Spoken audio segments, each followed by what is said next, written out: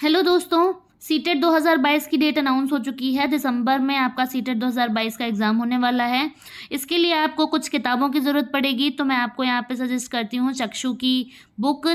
चक्षु की study guide यहाँ पे अवेलेबल है, आप यहाँ पे देख सकते हैं। पेपर 1 के लिए आपके subjects CDP, Hindi language, English language, maths and EVS के लिए यहाँ पे आपको 3000 से ज़्यादा चैप्टर वाइज इंपॉर्टेंट क्वेश्चंस मिल जाते हैं, जिनके आपको व्याख्यात्मक हल भी मिलते हैं, यानी कि एक्सप्लेनेशन भी मिलता है। 4 शॉर्ट पेपर्स आपको यहाँ पे मिल जाएंगे और इसका जो पैटर्न है वो लेटेस्ट पैटर्न पर बेस्ड है, NCERT पुस्तकों पे आधारित। चक्षु पब्लिकेशंस का प्रैक्टिस सेट भी आता है। सीटेट पेपर 1 के लिए आप यहाँ पे देख सकते हैं, कुछ इस तरीके से कवर पेज होगा।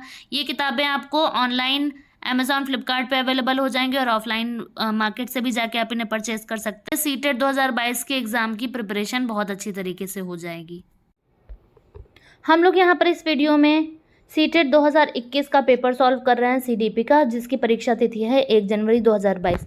इसके पहले का वीडियो अगर आपने नहीं देखा है तो ज़रूर से देखिएगा जाके। उसमें क्वेश्चन नंबर 10 तक हम लोगों ने एक्सप्लेनेशन के साथ सॉल्व कर लिया था। यहाँ पे हम लोग क्वेश्चन नंबर 11 से देखने वाले हैं। क्वेश्चन नंबर 11 है, निम्न में से कौन सा सृजनात्मकता का अनिवार्य लक्षण है? 4 ऑप्शंस हैं, अपसारी चिंतन, आवेगशीलता, सोच में केंद्रीकरण या फिर अभिसारी चिंतन। इस क्वेश्चन का सही जवाब हो जाएगा अपसारी चिंतन, क्योंकि अपसारी चिंतन को हम कहते हैं डाइवर्जेंट थिंकिंग। डाइवर्जेंट थिंकिंग में आपकी क्रिएटिविटी आ जाती है और इसके अलावा मौलिक उत्तर आ जाते हैं, पार्श्व चिंतन आ जाता है और इसके अलावा मुक्त अंत वाले प्रश्न, ये सारे के सारे अपसारी चिंतन को बढ़ावा देते हैं। अपसारी चिंतन का मतलब होता है कि कोई एक व्यक्ति किसी एक सिचुएशन को कई तरीके से सॉल्व कर सके, किसी एक समस्या को कई तरीके से वो सॉल्व कर सके, तो उसे अपसारी चिंतन कहते हैं। तो बच्चों में हमें अपसारी चिंतन को बढ़ावा देना होता है और अभिसारी चिंतन को रोकना होता है। क्वेश्चन नंबर 12 पे आ जाएंगे। विद्यार्थियों में व्यक्तिगत विभिन्नताओं को पूरा करने के लिए एक शिक्षक को क्या करना चाहिए? 4 ऑप्शंस दिए हैं। पहली बात तो यहाँ पे लिखा हुआ है कि मानकीकृत पद्धतियों और आकलन के तरीकों का उपयोग करना चाहिए। दूसरा है शिक्षा शास्त्रीय उपागमों और मूल्यांकन के विविध साधनों का उपयोग करना चाहिए। तीसरा है रटन आधारित अधिगम को निर्धारित करने के लिए एकरूप शिक्षा शास्त्र का इस्तेमाल करना और योगात्मक आकलन पर बल देना चाहिए। चौथा है पेपर पेंसिल परीक्षणों की संख्या में वृद्धि करना और पुनर्स्मरण पर बल देना चाहिए। तो यहाँ पे हमारा बी ऑप्शन सही हो जाएगा। बी ऑप्शन है हमारा, शिक्षा शास्त्रीय उपागम और मूल्यांकन के विविध साधनों का उपयोग करना चाहिए। विविध साधन मतलब ऑडियो विजुअल मेथड्स का प्रयोग करना चाहिए, ठीक है, और ऐसे विधियों का प्रयोग करना चाहिए जिसमें ज़्यादा से ज़्यादा सेंसर्स का यूज़ हो, उससे अच्छे तरीके से बच्चे समझ पाएंगे। क्वेश्चन नंबर 13 है, एक बच्ची लिखाई में निरंतर कठिनाई का सामना करती है, उसे अक्षर बनाने और शब्दों के बीच अंतराल करने में चुनौती महसूस होती है। यह लक्षण किस अधिगम विकार की ओर इशारा करते हैं? पठन वैफल्य होना चाहिए था। दूसरा है आलेख वैफल्य, गणन वैफल्य या फिर ध्यान और अतिसक्रियता विकार, जिसको हम ADHD भी कहते हैं। तो 13वें में हमारा कौन सा सही हो जाएगा? बी, ठीक है। आलेख वैकल्य मतलब इसको हम कहते हैं डिस्ग्राफिया, लिखाई में निरंतर कठिनाई हो रही है तो हो गया डिस्ग्राफिया। क्वेश्चन नंबर 14 पे आ जाते हैं।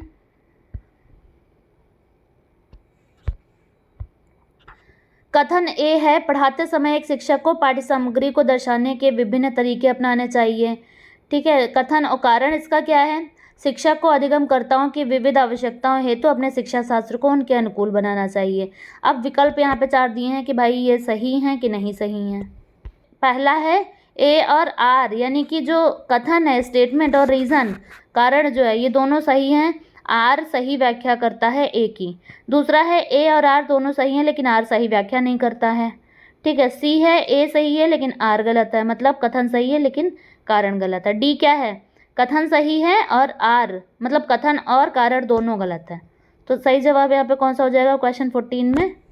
ए, ठीक है, क्योंकि ए और आर दोनों ही सही है और जो रीज़न है वो व्याख्या भी ठीक तरीके से कर रहा है। शिक्षक को अधिगमकर्ताओं की विविध आवश्यकताओं हेतु शिक्षा शास्त्र को उनके अनुकूल बनाना चाहिए, ठीक है। तो ये आपका कथन जो है उसकी सही व्याख्या कर रहा है। नेक्स्ट क्वेश्चन है, समावेशी शिक्षा से अभिप्राय क्या है? पहला, आर्थिक रूप से कमजोर वर्ग का आरक्षण केवल सरकारी विद्यालयों में ही उपलब्ध करवाया जाए। दूसरा है दिव्यांग छात्रों को सिर्फ विशेष विद्यालयों में ही शिक्षा दी जाए। तीसरा है सरकारी विद्यालयों में केवल अंग्रेजी भाषा पढ़ाई जाए। चौथा है योग्यताओं से परे होकर सभी बच्चों को गुणवत्तीय शिक्षा उपलब्ध करवाई जाए। तो 15वें का यहाँ पे डी आंसर सही हो जाता है। ठीक है, योग्यताओं से परे होकर सभी बच्चों को गुणवत्तीय शिक्षा उपलब्ध कराई जाए। समावेशी शिक्षा का मतलब होता है इंक्लूड कर रहे हैं। ठीक है, अगर आपको ये बेसिक कॉन्सेप्ट्स नहीं क्लियर हैं तो आप मेरा दूसरा channel DLED B.Ed academy join कर सकते हैं। वहाँ पे इंक्लूसिव एजुकेशन से रिलेटेड पूरा टॉपिक आपको मिल जाएगा। इस चैनल पे भी आपको करवाया जा रहा है। ठीक है, तो वो DLED B.Ed वाला बेसिक्स है। अगर आपका नहीं कवर है, आपके पास टाइम है, तो आप जाके DLED B.Ed एकेडमी पे पढ़ सकते हैं। उसका भी टेलीग्राम चैनल है, उसको भी आप ज्वाइन कर सकते हैं। ठीक है, योग्यताओं से परे होकर मतलब किसकी क्या योग्यता है, इस पर हमें ध्यान नहीं देना है, बल्कि सबको क्वालिटी एजुकेशन प्रोवाइड करनी है। क्वेश्चन नंबर 16 आ जाता है, अपनी कक्षा के लिए मूल्यांकन पद्धति तय करने से पहले एक शिक्षक को किन बातों पर विचार करना चाहिए। ठीक है, मूल्यांकन पद्धति तय करने से पहले किन बातों पर विचार करना चाहिए। पहला, मेरे अलावा इन परिणामों का उपयोग कौन करेगा। दूसरा, विशिष्ट छात्रों के अधिगम वक्र का पता लगाने का सर्वोत्तम तरीका क्या है। तीसरा, कौन सा तरीका अध्यापिका को स्वयं के शिक्षण शास्त्र पर चिंतन करने में मदद करेगा। चौथा है, कौन सी विधि छात्रों को उच्चतम अंक प्राप्त करने में मदद करेंगी।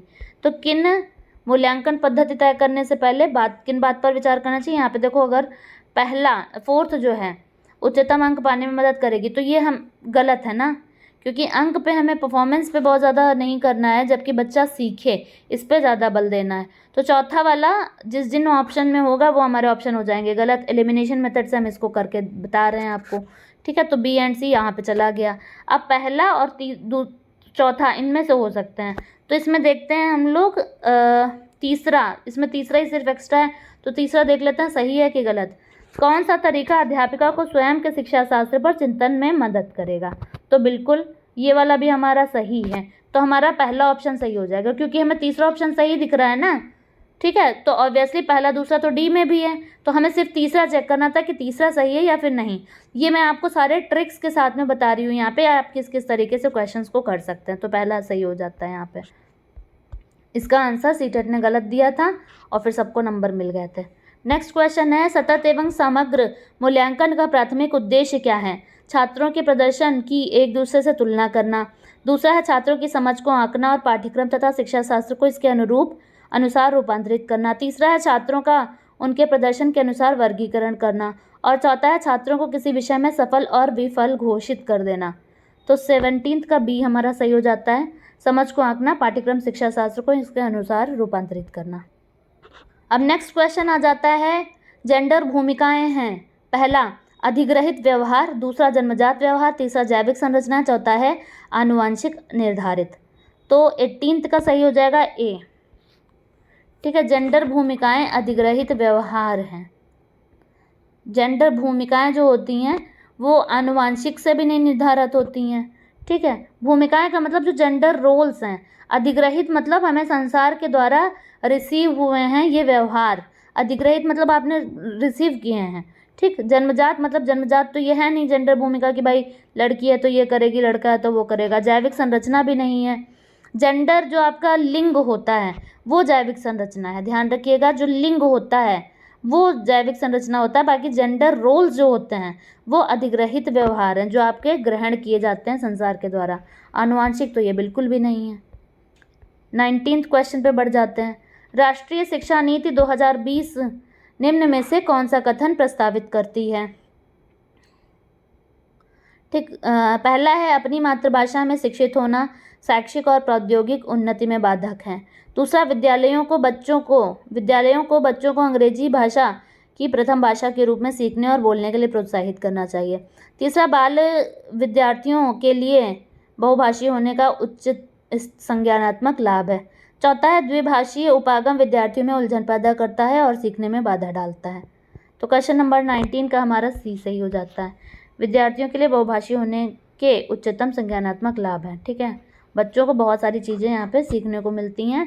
ये 2020 में निर्धारित है। ये कथन आपका क्वेश्चन एकदम नया है। एक बच्चे में दूसरों की नीयत और इच्छाओं को समझने की योग्यता है। यह बुद्धि के किस स्वरूप को दर्शाता है। पहला, स्थानिकीय संबद्ध बुद्धि, दूसरा अंतरावैयक्तिक, तीसरा अंतःवैयक्तिक, चौथा है प्राकृतिक बुद्धि। तो हार्वर्ड गार्डनर ने जो बुद्धियाँ दी थी वो कितने प्रकार की बताई हैं? 8 प्रकार की बताई हैं, ठीक है। 9वीं बाद में जोड़ी गई थी जिसको हम कहते हैं एग्जिस्टेंशियल या अस्तित्ववादी बुद्धि। लेकिन आपसे पूछा जाए कितने प्रकार की है तो 8 प्रकार की आंसर होगा आपका। तो ये चारों प्रकार जो हैं उन्हीं के दिए गए हैं। यहाँ पे देखिए इंट्रापर्सनल इंटेलिजेंस यानी कि अंतरावैयक्तिक बुद्धि। इसमें क्या होता है, individuals who are strong intrapersonal are good being aware their own emotions, stages, feelings and motivations. यानी कि जो इंट्रापर्सनल वाले होते हैं, अंतरावैयक्तिक वाले, वो अपनी खुद की इमोशनल स्टेट्स, अपनी फीलिंग्स, मतलब अपने अंदर चल रहे मनोभावों को वो समझ सकते हैं, ठीक है। तो जो इंटरपर्सनल वाले व्यक्ति हुए वो कौन से हो गए, वो होते हैं जो दूसरों के प्रति, दूसरों के मन में क्या चल रहा है, दूसरों के व्यवहारों को समझते हैं, ठीक है। तो अंतरावैयक्तिक याद रखिएगा कौन से होते हैं, जो अपने ही अंदर चल रहे विचारों को समझ पाते हैं, और अंतर्वैयक्तिक जो दूसरों के मन में चल रहे विचारों को समझ पाते हैं। तो क्वेश्चन नंबर 20 में हमारा आंसर क्या हो जाएगा, दूसरों की नियत और इच्छाओं को समझने की योग्यता, अंतर्वैयक्तिक बुद्धि, इंटरपर्सनल इंटेलिजेंस जिसे हम कहते हैं। तो ये हमारे यहाँ पे 20 क्वेश्चंस खत्म होते हैं। ये हमारा सेकंड पार्ट था। थर्ड पार्ट में आपको नेक्स्ट 10 क्वेश्चंस करवाए जाएंगे सीटेट 2021 के। इसी तरीके से आपको सारे सब्जेक्ट्स के यहाँ पे कवर करवाए जाएंगे। तो मेक श्योर कि आप इस चैनल से जुड़े रहें और लोगों तक इस चैनल को पहुँचाएँ। सीटेट का एग्ज़ाम दिसंबर में होगा, तब तक आपके यहाँ पे बहुत अच्छी प्रैक्टिस करवा दी जाएगी। टेलीग्राम चैनल प्रगति पथ टीचर्स को भी ज्वाइन करें, डिस्क्रिप्शन बॉक्स में इसका लिंक दिया रहेगा। Thanks for watching.